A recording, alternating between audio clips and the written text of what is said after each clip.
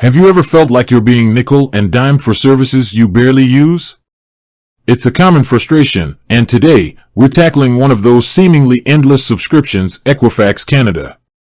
If you're tired of shelling out monthly fees for credit monitoring, let's dive into how to cancel your Equifax Canada subscription. So, why would you want to cancel your Equifax Canada subscription? Well, for starters, credit monitoring isn't a one-size-fits-all solution. Some people might find it invaluable, while others might feel like it's overkill. Plus, there are other, potentially cheaper or more comprehensive options available. Step-by-step guide.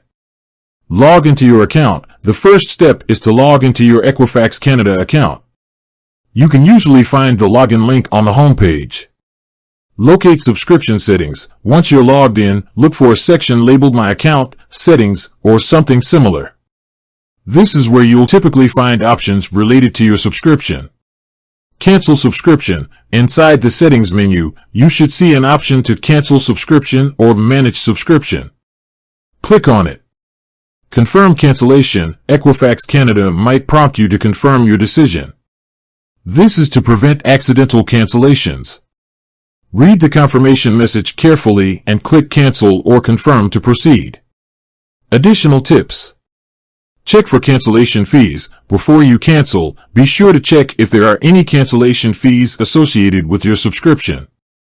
Some companies might charge a fee for early termination. Consider alternatives. If you're looking for credit monitoring or identity theft protection, explore other options. There are many reputable companies that offer similar services at different price points. Review your account. Take this opportunity to review your Equifax Canada account. Ensure that all your information is accurate and up to date. If you have any concerns, contact their customer support.